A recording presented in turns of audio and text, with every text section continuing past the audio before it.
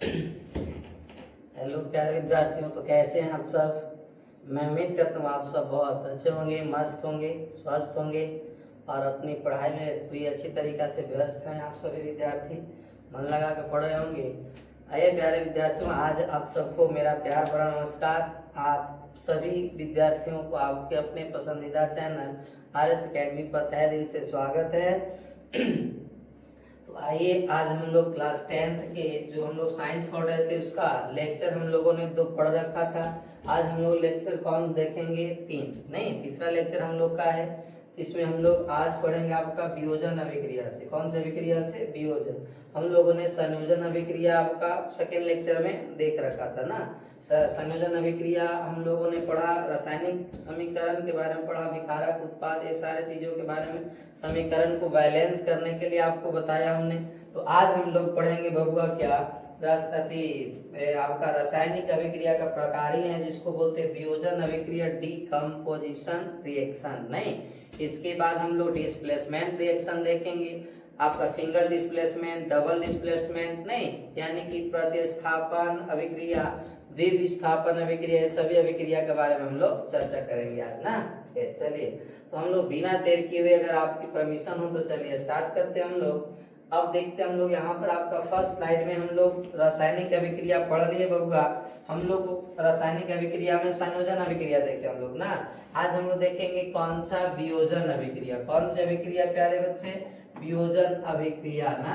याद रखेंगे, दूसरा का नंबर जो हम लोग का रिएक्शन है वो कौन है? आपका वियोजन। कौन है? वियोजन अभिक्रिया। कौन अभिक्रिया? वियोजन अभिक्रिया देखेंगे हम लोग ना। वियोजन अभिक्रिया, जिसको क्या बोलते हैं हम लोग? डीकम्पोजिशन। डी, पेन चेंज कर लेते हैं कलर, आपका डीकम्पोजिशन ना। याद रखेंगे, डीकम्पोजिशन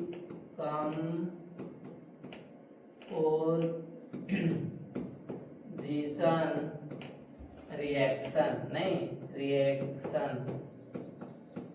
ये हम लोग का रिएक्शन पढ़ना है। यहाँ पर आपको बनाया हुआ भी है, डीकम्पोजिशन रिएक्शन पढ़ेंगे हम लोग ना। चलिए, डीकम्पोजिशन रिएक्शन कहते किसको हैं, अब यहाँ समझने का प्रयास करना हम लोग को।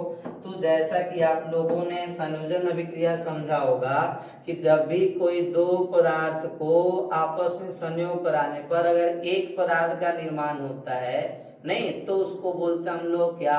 संयोजन अभिक्रिया कहा जाता है। लेकिन वियोजन जस्ट संयोजन के विपरीत यानी कि उल्टा होता है ना। इसीलिए आपका क्वेश्चन भी आता है, संयोजन अभिक्रिया को वियोजन अभिक्रिया के विपरीत क्यों कहा जाता है? क्योंकि संयोजन अभिक्रिया में दो पदार्थ जुड़कर एक पदार्थ का निर्माण करते हैं, और वियोजन अभिक्रिया जस्ट उल्टा है। कोई एक पदार्थ होगा, वो टूटेगा, टूट करके क्या करेगा? एक, दो या दो से अधिक पदार्थों का क्या करता है? निर्माण करता है ना। ये चीज है। तो अब यहाँ पर आपका क्या हो जाएगा? वियोजन अभिक्रिया में हम लोग डिफिनेशन क्या लिखेंगे कि वे रासायनिक अभिक्रिया जो जिसमें लिखेंगे हम लोग क्या प्यारे बच्चे? वे रासायनिक अभिक्रिया, रासायनिक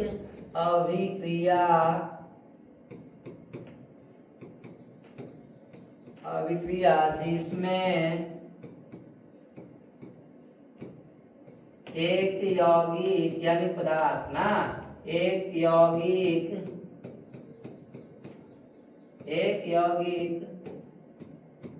टूटकर दो या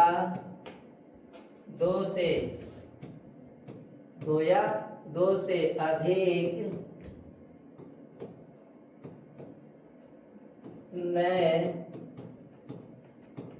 पदार्थों का निर्माण करता है,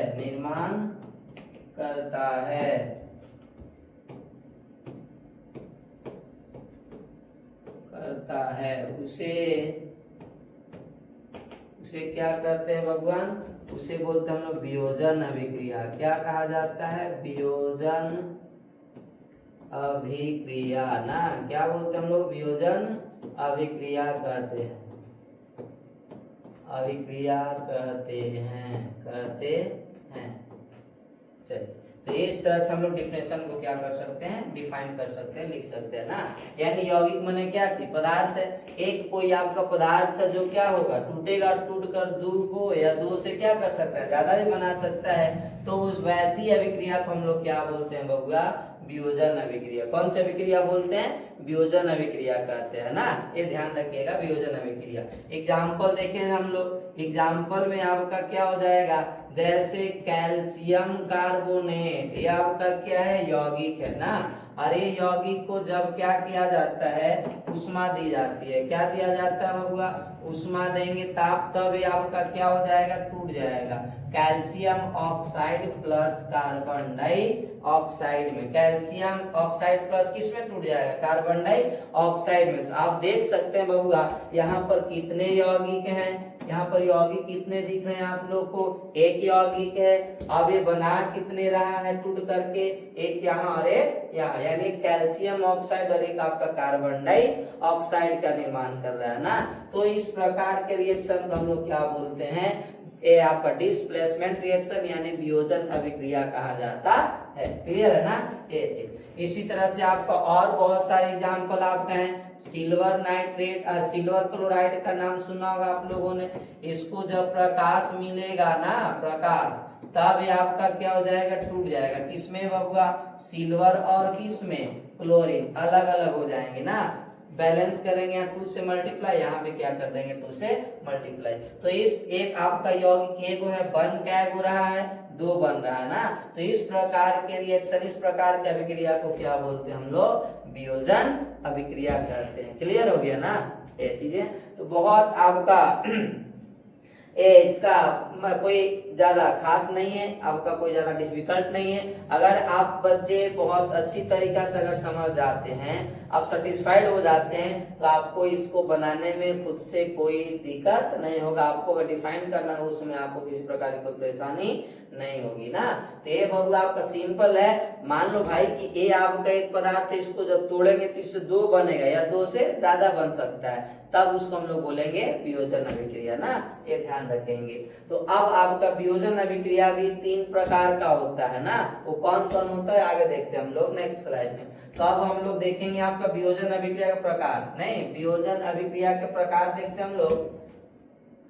हाँ, वियोजन अभिक्रिया का प्रकार देख लेंगे यहाँ पर। तो आपका क्या आ जाएगा, नहीं तो वियोजन अभिक्रिया जो होता है बबुआ, वो आपका ना वियोजन अभिक्रिया के प्रकार, वियोजन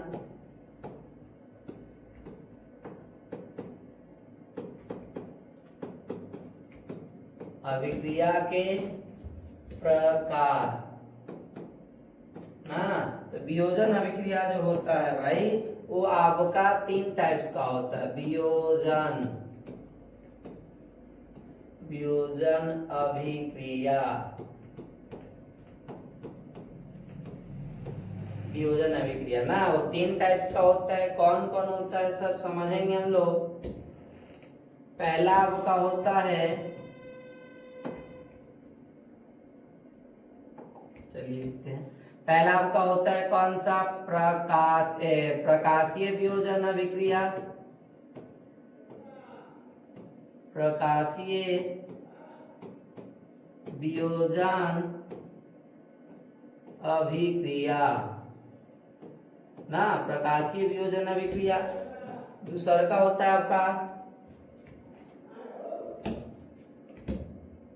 दूसरा का अभिक्रिया आपका होता है उष्मीय वियोजन अभिक्रिया ना, उष्मीय वियोजन अभिक्रिया, उष्मीय वियोजन अभिक्रिया, वियोजन उष्मीय वियोजन अभिक्रिया ना। दूसरा का आपका होता है, तीसरा का विद्युतीय वियोजन अभिक्रिया, विद्युतीय वियोजन अभिक्रिया। यानी कितने टाइप्स के हो गए, 3 टाइप्स के ना। अब यहाँ पर देखना है प्रकाशीय वियोजन अभिक्रिया, उष्मीय वियोजन अभिक्रिया और विद्युतीय वियोजन अभिक्रिया, किसको बोलेंगे हम लोग। तो प्रकाशीय वियोजन अभिक्रिया में आपका होता है कि जब वियोजन अभिक्रिया प्रकाश की उपस्थिति में होता है ना, तब उसको हम लोग क्या बोलते हैं, उष्मीय वियोजन अभिक्रिया कहते हैं ना।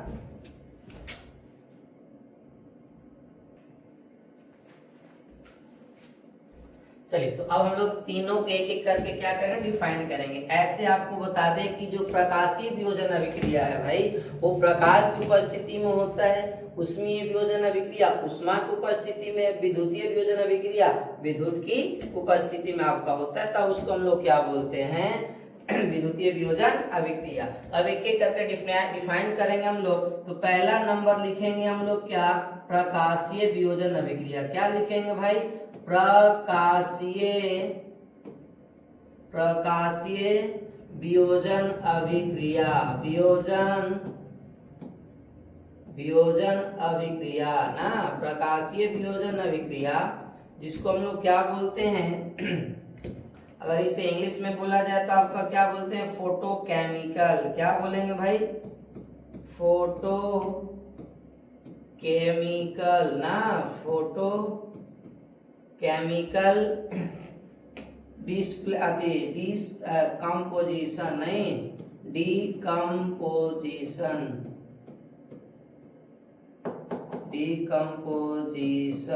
कंपोजिशन नहीं, रिएक्शन बोला जाता है इसको।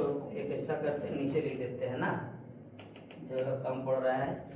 चलिए, यहाँ पर लिख देंगे हम लोग नीचे क्या, इसको लिखेंगे भाई फोटो केमिकल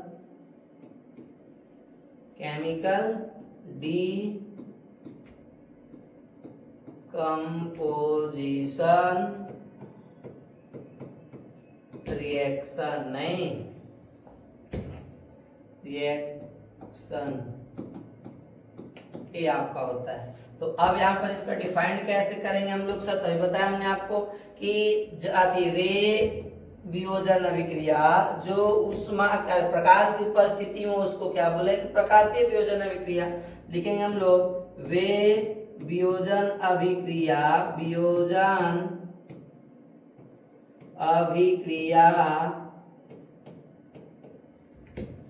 जो प्रकाश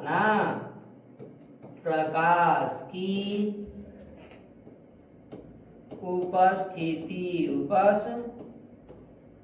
उपस्थिति में होती है, उसे क्या बोलेंगे हम लोग, उसे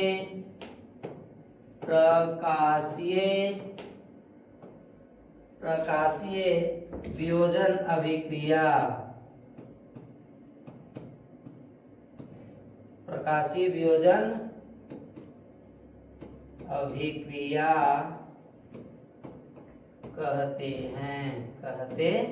हैं। यही आपका हो जाएगा बबुआ क्या, प्रकाशीय वियोजन अभिक्रिया का डिफिनेशन, नहीं ये चीज। चलिए, तो अब हम लोग इसका एग्जाम्पल देखते हैं, आपका क्या होता है प्रकाशीय वियोजन अभिक्रिया का।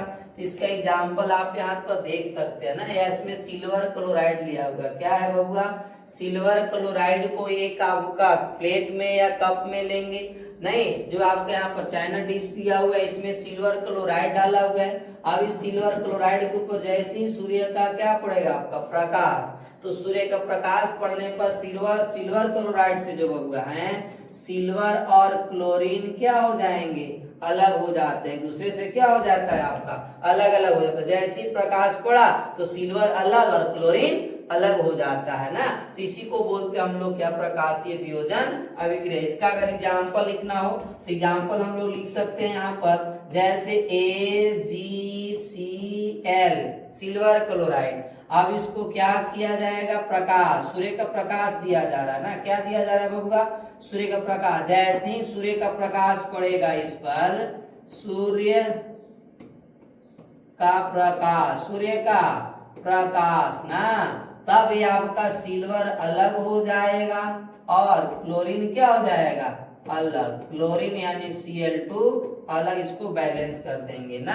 तो इस प्रकार से रिएक्शन को हम लोग लिख सकते हैं, इसको बोलते हैं प्रकाशीय वियोजन अभिक्रिया। प्रकाश की उपस्थिति में हो रहा है ना, इसलिए इसको बोलेंगे हम लोग क्या, प्रकाशीय वियोजन अभिक्रिया कहा जाता है। इसी प्रकार अगर आप मान लीजिए सिल्वर क्लोराइड लेते हैं ना, सिल्वर क्लोराइड तो हो गया ना आपका, इसके बाद सिल्वर ब्रोमाइड लेते हैं ना, सिल्वर ब्रोमाइड आप लेंगे तो आपका क्या हो जाएगा, सिल्वर ब्रोमाइड। इसको भी जब प्रकाश देंगे, क्या देंगे बबुआ, सूर्य का प्रकाश, तो जैसे सूर्य का प्रकाश पड़ेगा तो ये भी सिल्वर अलग हो जाएगा और ब्रोमीन भी क्या हो जाएगा आपका अलग हो जाएगा ना, इसको भी हम लोग बैलेंस कर देंगे।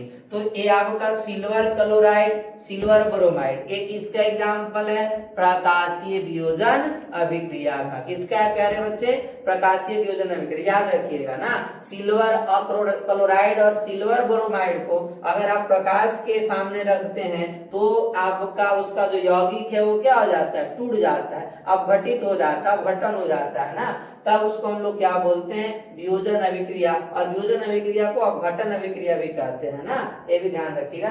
ये हम लोग का क्लियर हुआ कौन बबुआ, प्रकाशीय वियोजन अभिक्रिया ना। अब आइए हम लोग देखते हैं कौन सा, उष्मीय वियोजन अभिक्रिया ना, समझने का प्रयास करते हैं। अब उम्मीद करते हैं कि आपको ये टॉपिक क्लियर हो गया होगा ना। चलिए, तो ये आपका बच्चे देख सकते हैं यहाँ पर आपका दिखा रखा है कि यहाँ पर सिल्वर क्लोराइड डाला हुआ है, जैसे प्रकाश पड़ेगा ये सिल्वर और क्लोरीन में क्या हो जाता है, टूट जाता है ना, ये चीजें। चलिए, तो नेक्स्ट हम लोग टॉपिक देखेंगे आपका कौन सा बबुआ, नेक्स्ट हम लोग देखेंगे आपका उष्मीय वियोजन अभिक्रिया। दूसरा का नंबर कौन देखेंगे हम लोग, उष्मीय, कौन देखेंगे भाई, उष्मीय वियोजन अभिक्रिया, उष्मीय वियोजन अभिक्रिया, उष्मीय वियोजन अभिक्रिया ना, उष्मीय वियोजन अभिक्रिया, उष्मीय वियोजन अभिक्रिया ना, उष्मीय वियोजन अभिक्रिया ना। तो उष्मीय वियोजन अभिक्रिया किसको बोलते हैं हम लोग, इसको बोलते हैं हम लोग थर्मल, थर्मल डीकम्पोजिशन, डीकम्पोजिशन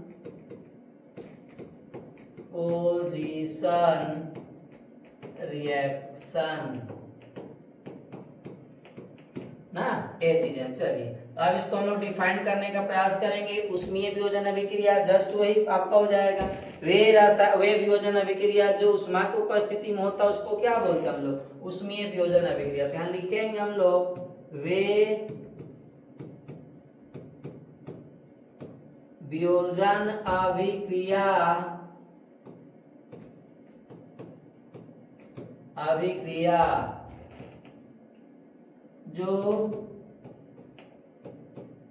उष्मा की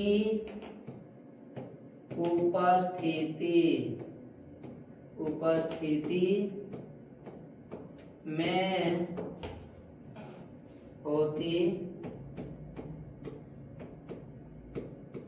होती है, उसे क्या बोलेंगे हम लोग, उसे उष्मीय वियोजन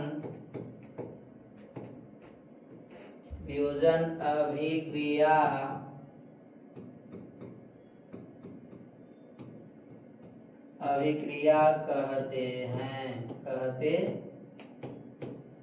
समझ गए। तो जब उष्मा की उपस्थिति में होगा अर्थात आपका उष्मा के द्वारा होगा ना, बिना उष्मा दिए वो टूटने वाला नहीं है, तब उसको बोलेंगे हम लोग उष्मीय वियोजन अभिक्रिया कहा जाता है ना। अगर इसका एग्जांपल की बात कही जाए, इसका एग्जांपल लेते हैं हम लोग, नहीं इसका एग्जांपल उष्मीय वियोजन अभिक्रिया, जैसा कि कैल्शियम कार्बोनेट का नाम सुना होगा आप लोगों ने। कैल्शियम कार्बोनेट को जैसे हम लोग क्या करेंगे, हीट यानी कि उष्मा देंगे ना, तो उष्मा देने पर आपका कैल्शियम कार्बोनेट दो यौगिक में टूट जाता है। कैल्शियम ऑक्साइड प्लस में आपका कार्बन डाइऑक्साइड, दो यौगिक में क्या हो गया आपका, टूट गया। दो पदार्थों में था ये गो, लेकिन टूटा क्या गो में, दो गो में। कब, जब उष्मा दिए तब। तो इस प्रकार की अभिक्रिया को बोलते हैं उष्मीय वियोजन अभिक्रिया कहा जाता है। अब यहाँ पर ये जो आपका कैल्शियम कार्बोनेट, इसको चूना पत्थर बोलते हैं हम लोग। क्या बोलते हैं प्यारे, इसके बारे में थोड़ा सा ध्यान रखिएगा। इसको बोला जाता है चूना पत्थर। कैल्शियम कार्बोनेट को क्या बोलते हैं, चूना पत्थर, चूना पत्थर ना। और ये जो कैल्शियम ऑक्साइड है इसको बोलते हैं हम लोग बिना बुझा हुआ चूना। क्या बोलते हैं, बिना बुझा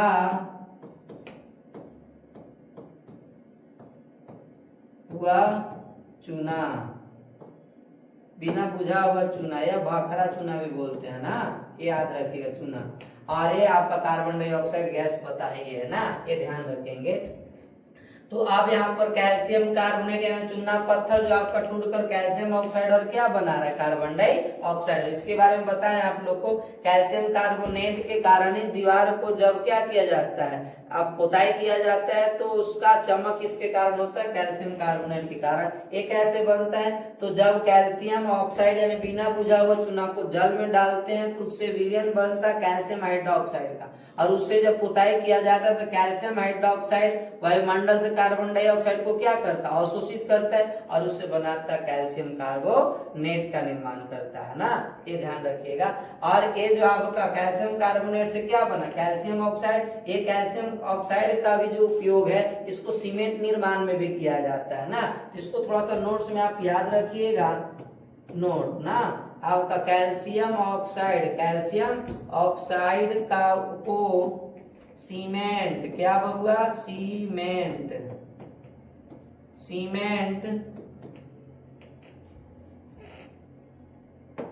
कैल्शियम ऑक्साइड को सीमेंट के निर्माण में उपयोग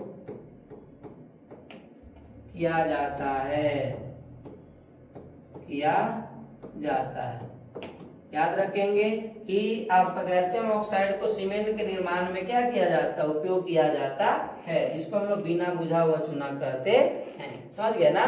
तो हम लोग का है आपका क्या, कैल्शियम ऑक्साइड का उपयोग, यानी कि जो कैल्शियम कार्बन के टूटने से बना था, ये आप कहोगे उसमें वियोजन। हम लोग आप कंप्लीट क्या उसमें वियोजन अभिक्रिया फेरस सल्फेट को उष्मा देने पर आपका बनेगा आयरन ऑक्साइड, यानी कि यहाँ पर हो जाएगा आपका, यहाँ क्या हो जाएगा बबुआ, यहाँ हो जाएगा आपका Fe2 और O3 हो जाएगा ना, ये रिएक्शन होता है आपका।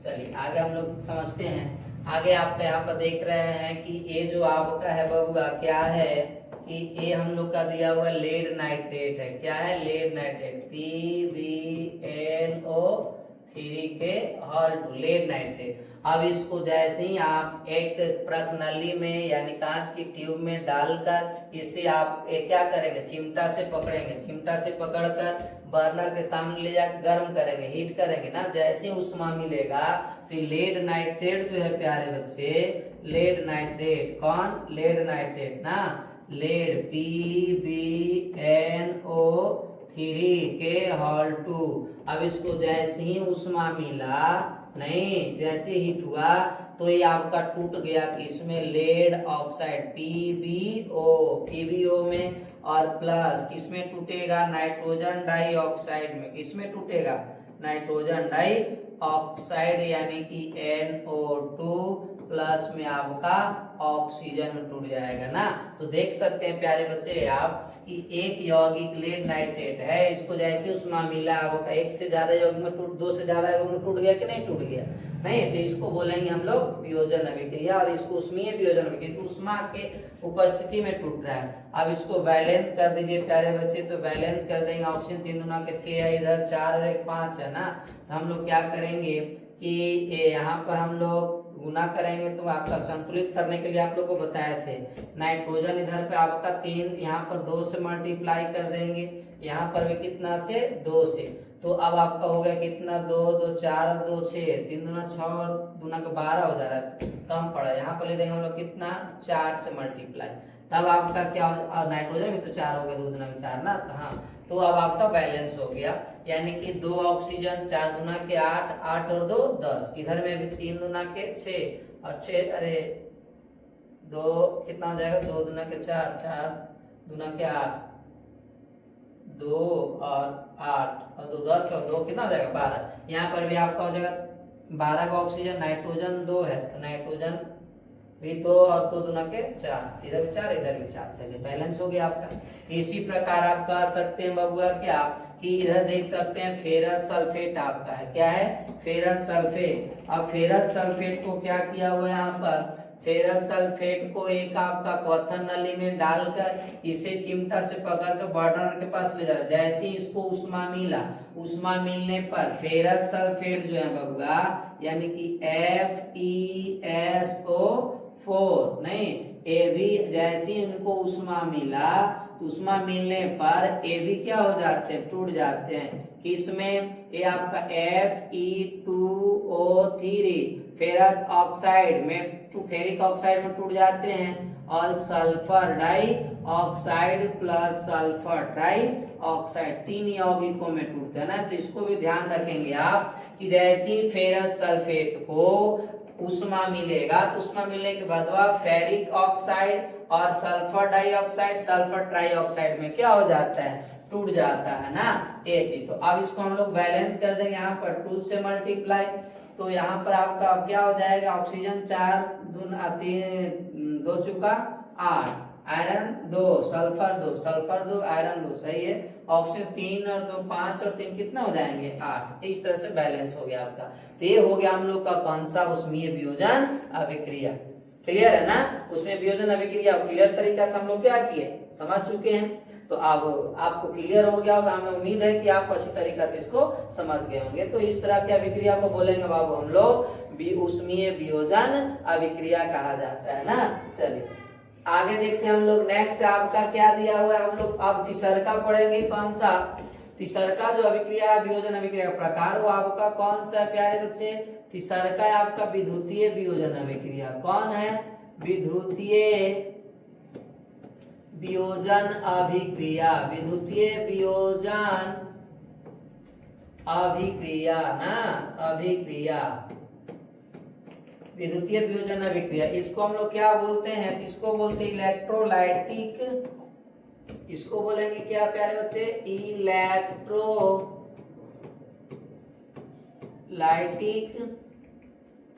डीकम्पोजिशन, डीकम्पोजिशन रिएक्शन ना, ये बोला जाता है। इसको ध्यान रखेंगे। अब ये भी आपको उसी प्रकार हो जाएगा। विद्युतीय वियोजन अभिक्रिया विद्युत की उपस्थिति में लिखेंगे वे वियोजन अभिक्रिया, वे वियोजन अभिक्रिया, अभिक्रिया जो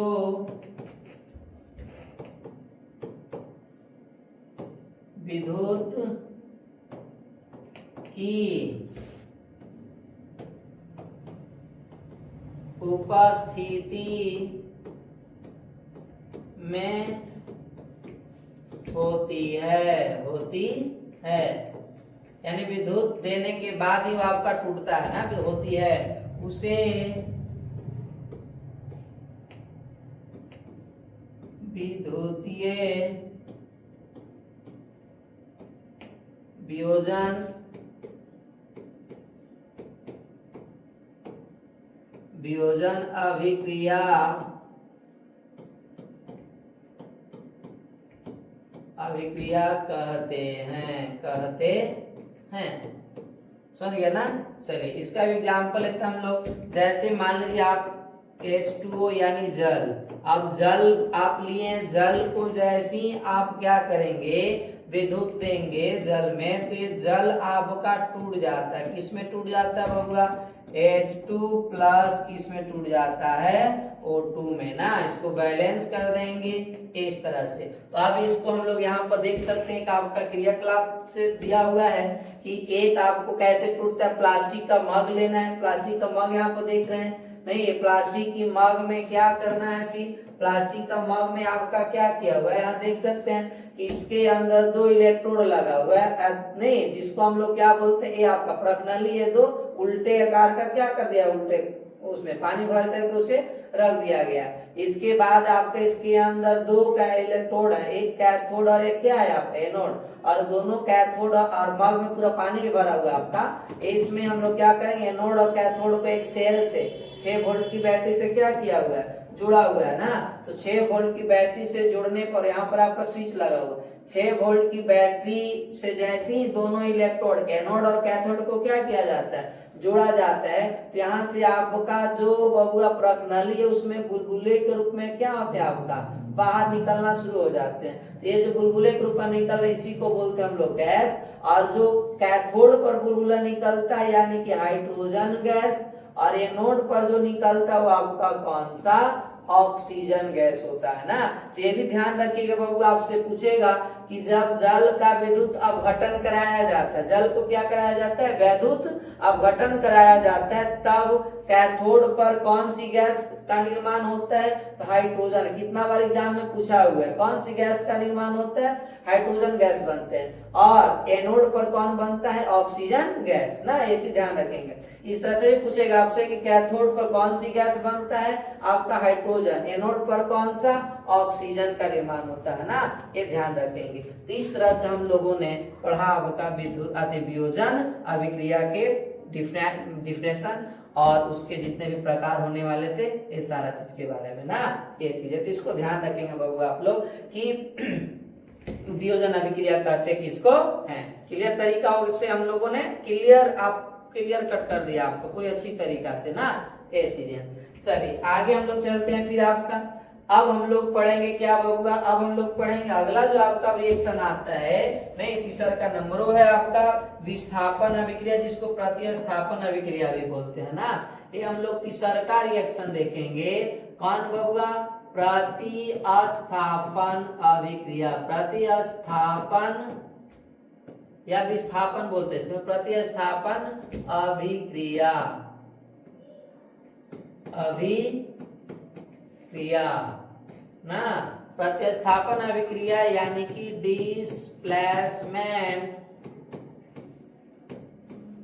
डिस्प्लेसमेंट रिएक्शन होता है बबुआ ना, डिस्प्लेसमेंट रिएक्शन। अब डिस्प्लेसमेंट रिएक्शन किसको बोलते हैं सर, तो यहाँ सिंपल सा आपका है प्रतिस्थापन अभिक्रिया में कि जब भी कोई आपका एक यौगिक है और उसके अंदर कोई एक तत्व डाल दिए ज्यादा अभिक्रियाशील जो है, और वो वहां से क्या करेगा, उसके यौगिक से उसको हटाकर एक नया यौगिक बना लेता है, तो इसको बोलते हैं प्रतिस्थापन अभिक्रिया। क्या बोलते हैं, प्रतिस्थापन अभिक्रिया बोला जाता है ना। जैसे कहने का मतलब है कि आप एग्जाम्पल से समझ सकते हैं प्यारे बच्चे कि यहाँ मान लो कोई ए है और यहाँ पर आपका एक बी और सी का अच्छा खासा परिवार है एकदम ना। अब ये बी और सी के जो परिवार चल रहा था अच्छा खासा से, अब जैसी ए आता है तो अब ए यहाँ पर आकर के अपना खरखाई दिखा देता है और ए बोलता है बी को यहाँ से भगा कर सी के साथ क्या करता है, जुड़ जाता है, यानी एसी बन जाता है, यानी इसका परिवार टूट गया।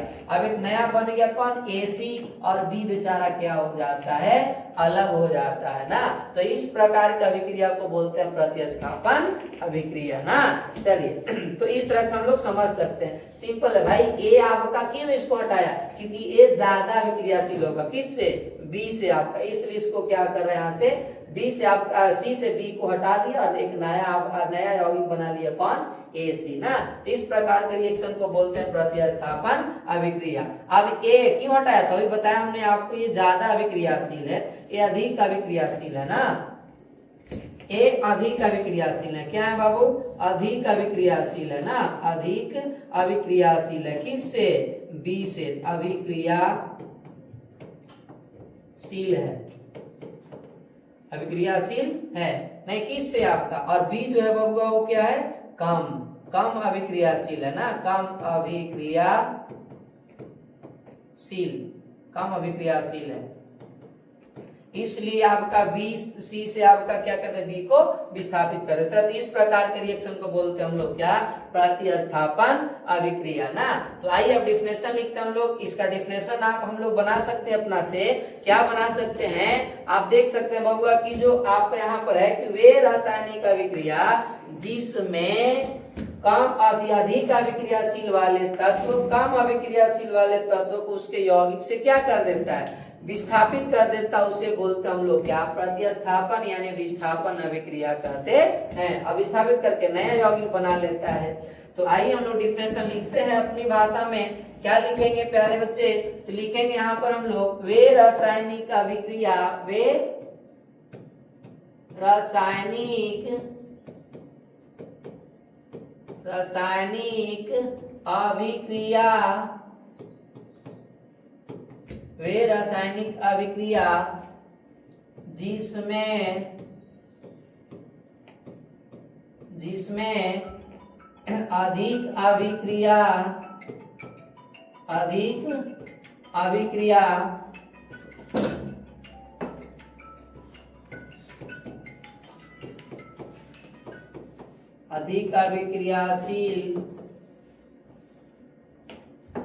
अधिक अभिक्रियाशील वाले तत्व यानी धातु ना, कम अभिक्रियाशील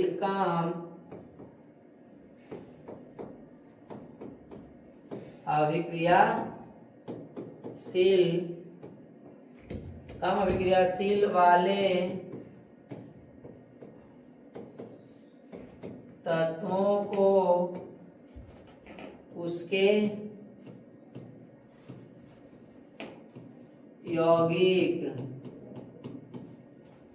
यौगिक से क्या करता है, विस्थापित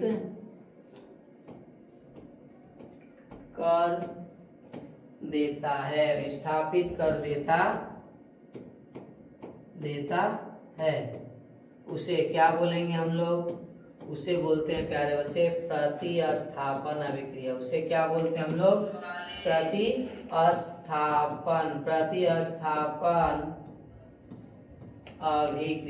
प्रतिस्थापन अभिक्रिया कहते हैं।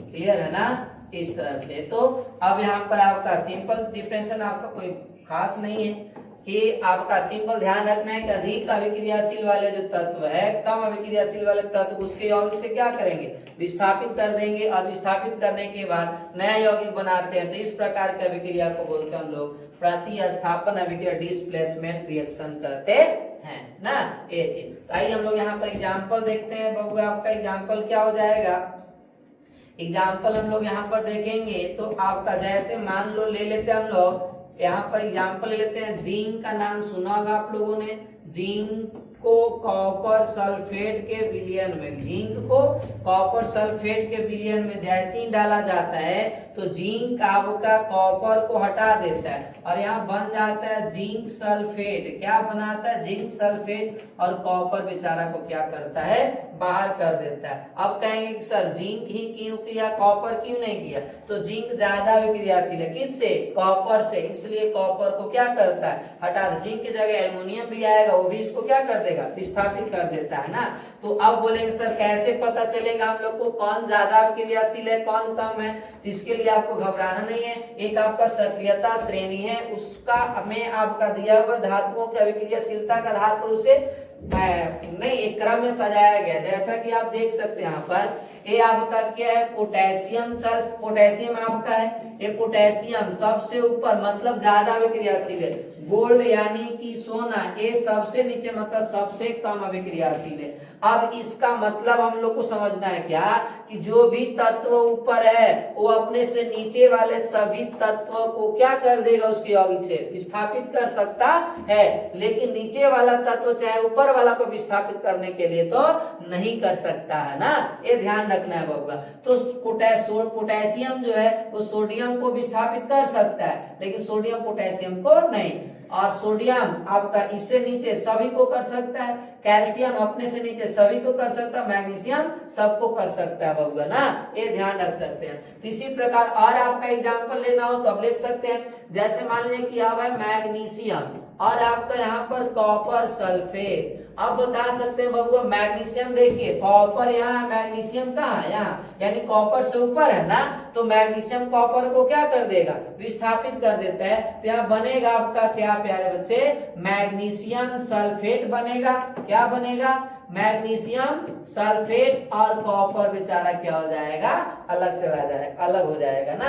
तो इस प्रकार से हम लोग प्रतिस्थापन अभिक्रिया को समझ सकते हैं। सिंपल है इसमें कि जो ज्यादा अभिक्रियाशील धातु है वो कम अभिक्रियाशील वाले को उसके यौगिक से क्या कर देगा, हटा देगा। अब यहाँ पर ये रिएक्शन को हम लोग लिख सकते हैं, जैसे सर कॉपर सल्फेट की जगह कोई और रखिए, तो जैसे देख लीजिए बबुआ, यहाँ ले लिए मैग्नीशियम प्लस यहाँ ले लिए जिंक सल्फेट ना। अब बताओ आप कि जिंक सल्फेट बहुत खरखाव बन रहा था, यहाँ से कॉपर को तो हटा दिया, लेकिन अब कॉपर से भी तो ज्यादा शक्तिशाली है ना, तो कॉपर से आपका ज्यादा अभिक्रियाशील है नहीं, कौन, अरे सॉरी जिंक से भी ज्यादा, जिंक यहाँ से कॉपर से ज्यादा, तो इसलिए हटा दिया, लेकिन अब जिंक को यहाँ से हटा देगा, क्योंकि जिंक देख सकते हैं नीचे है और मैग्नीशियम क्या ऊपर, यानी कि जिंक मैग्नीशियम जिंक से ज्यादा अभिक्रियाशील है, इसलिए मैग्नीशियम जिंक को यहाँ से क्या कर देगा, हटा देगा और बनाएगा मैग्नीशियम सल्फेट, और जिंक आपका बेचारा क्या हो जाएगा, अलग हो जाएगा। तो इस तरह से हम लोग रिएक्शन समझ सकते हैं। और जैसे जैसे ऊपर से नीचे आएंगे अभिक्रियाशीलता क्या होते जाता है, घटते जाता है ना, अभिक्रियाशीलता घटते जाती है, और ऊपर से नीचे से ऊपर जाने पर बढ़ता है, ऊपर से नीचे आने पर क्या होता है, घटता है। तो सक्रियता श्रेणी आप इसको याद रखेंगे लोगों ना, तभी प्रतिस्थापन अभिक्रिया को बना सकते हैं। क्लियर है ना। तो इस तरह से प्रतिस्थापन अभिक्रिया को हम लोग समझ सकते हैं। चलिए तो अब हम लोग चलेंगे आगे, आपका क्या होगा आगे, हम लोग का है क्या, अब हम लोग को तीसरा का चौथा नंबर में आता है हम लोग को द्विविस्थापन अभिक्रिया। कौन सी अभिक्रिया है, द्विविस्थापन अभिक्रिया ना, कौन सी अभिक्रिया, द्विविस्थापन अभिक्रिया। चौथा नंबर हम लोग का कौन सा रिएक्शन हो जाएगा, द्विविस्थापन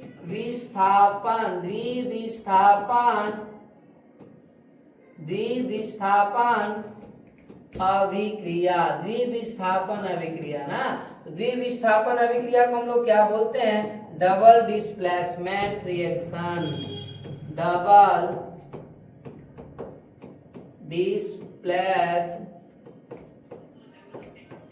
डिस्प्लेसमेंट रिएक्शन बोला जाता है बाबू ना, ये ध्यान रखें। डबल, अब ये भी विस्थापित होता है, लेकिन यहाँ पर आपका क्या होता है, ये आपका डबल है, द्विविस्थापन अभिक्रिया। इसका मतलब आपका क्या होगा सर, कैसे समझेंगे, इसका मतलब है कि दो लोगों का परिवार होगा और उसमें टूटेगा तो दोनों का परिवार टूटेगा ना।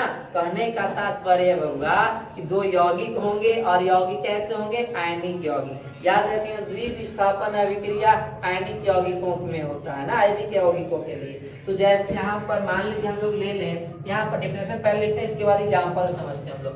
तो द्विविस्थापन अभिक्रिया में क्या होता है, वे रासायनिक अभिक्रिया, वे रासायनिक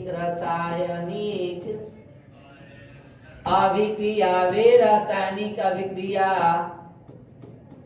वे रासायनिक अभिक्रिया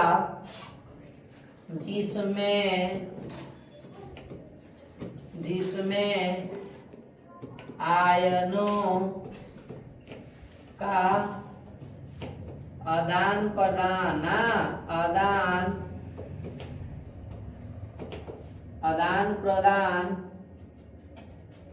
इसमें आयनों का आदान प्रदान होता है, उसे क्या बोलते हैं हम लोग, उसे बोलते हैं द्विविस्थापन अभिक्रिया। द्विविस्थापन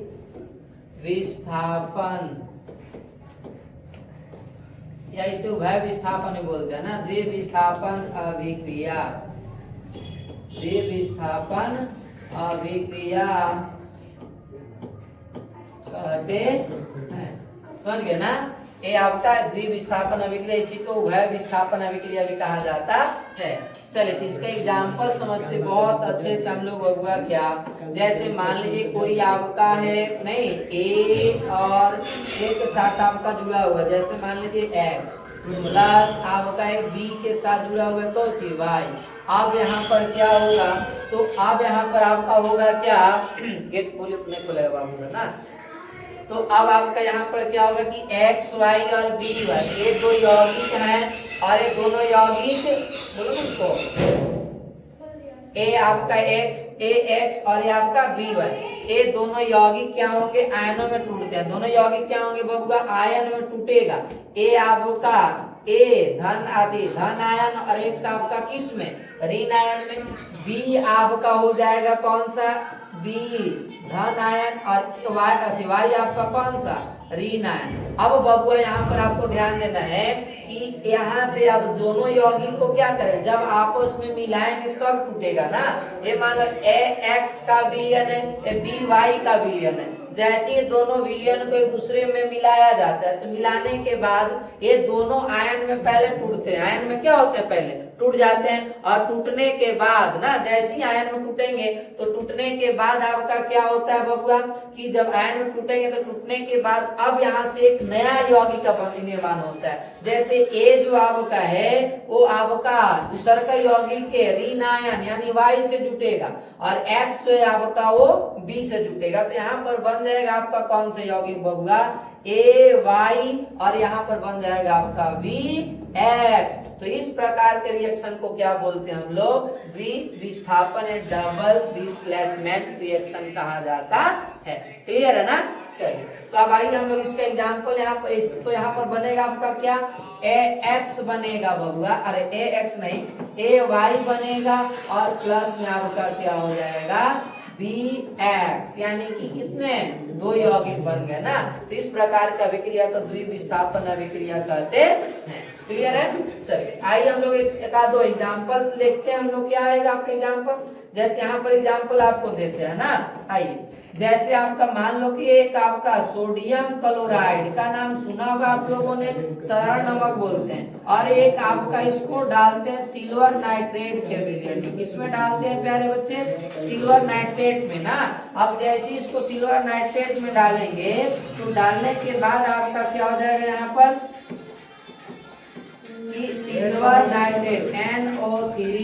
अब जैसे ये दोनों को आप एक सोडियम क्लोराइड का विलयन और सिल्वर नाइट्रेट का विलयन, ये दोनों विलयन के एक दूसरे में क्या करते हैं, मिलाते हैं। तो मिलाने के बाद आपका पहले आयन में टूटेंगे, एक टूटेगा प्यारे बच्चे आपका किसमें, सोडियम धन आयन क्लोरीन ऋण आयन, और ये आपका टूटेगा सिल्वर धन आयन नहीं, और ये आपका टूटेगा नाइट्रेट में यानी कि ऋण आयन में ना। तो अब यहाँ पर क्या होगा प्यारे भगवान, तो आपका सोडियम जुटेगा यानी कि इससे धन वाला ऋण से जुटेगा, यानी धनात्मक आयन जो ऋणात्मक आयन से जुटेगा, और ए वाला जो आपका धनात्मक है वो ऋणात्मक से। तो अब ये बताओ कौन सा यौगिक बनेगा यहाँ, AgCl, और यहाँ बन जाएगा NaNO3। इस तरह से आपका यौगिक बनेंगे तो इधर लिख दीजिए। तो यहाँ बनेगा आपका क्या बबुआ, NaNO3 सोडियम नाइट्रेट प्लस में आपका बनेगा AgCl, और ये जो आपका होता है बबुआ ये एक अवक्षेप के रूप में, किसके रूप में, अवक्षेप ना, अवक्षेप के रूप में आपका बन जाता है ना। और ये जो आपका विलयन में सोडियम नाइट्रेट विलयन घुल जाएगा और सिल्वर क्लोराइड विलयन के नीचे आपका क्या हो जाता है, बैठ जाता है ना। तो इस प्रकार के रिएक्शन को हम लोग बोलेंगे द्विविस्थापन अभिक्रिया, और यहाँ अवक्षेप बनता है। द्विविस्थापन अभिक्रिया में याद रखिए क्या बनता है, अवक्षेप, इसलिए द्विविस्थापन अभिक्रिया को हम लोग अवक्षेपन अभिक्रिया भी कहते हैं। नहीं, ये ध्यान रखेंगे बबुआ, क्योंकि यहाँ पर अवक्षेप का निर्माण, इसलिए इसको अवक्षेपन अभिक्रिया भी कह सकते हैं। समझ गए ना। तो इस तरह से हम लोग क्या पढ़ समझ चुके, द्विविस्थापन अभिक्रिया। क्लियर है ना। तो आज यहीं तक रहने देते हैं, फिर हम लोग नेक्स्ट लेक्चर में इस चैप्टर को कंप्लीट करेंगे। नहीं, लास्ट आपका इसके बाद चैप्टर जब कंप्लीट हो जाएगा तो जो भी हमारे लिए महत्वपूर्ण क्वेश्चन होंगे वो सारा क्वेश्चन को हम लोग करने का क्या करेंगे, प्रयास करेंगे। जो भी अभ्यास प्रश्न है, नहीं जो प्रीवियस ईयर का क्वेश्चन है आपका, जो क्या बोलते हैं मतलब वीवीआई क्वेश्चन है, वो सारे क्वेश्चन को हम लोग क्या करेंगे, देखने का प्रयास करें जब चैप्टर समाप्त हो जाएगा। तो अगला लेक्चर में चैप्टर समाप्त हो जाएगा ना। तो चलिए बच्चे, आज हम लोग यहाँ पर तीसरा लेक्चर को कंप्लीट कर दिए। नहीं, फिर हम लोग फोर्थ लेक्चर या चौथे लेक्चर में चैप्टर को समाप्त करेंगे, इसके बाद हम लोग क्वेश्चन करेंगे। आज यहीं तक। फिर हम लोग मिलते हैं नहीं नेक्स्ट लेक्चर और नेक्स्ट वीडियो में। तब तक आप सभी विद्यार्थियों को बहुत बहुत धन्यवाद। आप अपना नोट्स तैयार कर सकते हैं, अपना रिवाइज करते रहिए। फिर हम लोग नेक्स्ट वीडियो में मिलते हैं ना। धन्यवाद।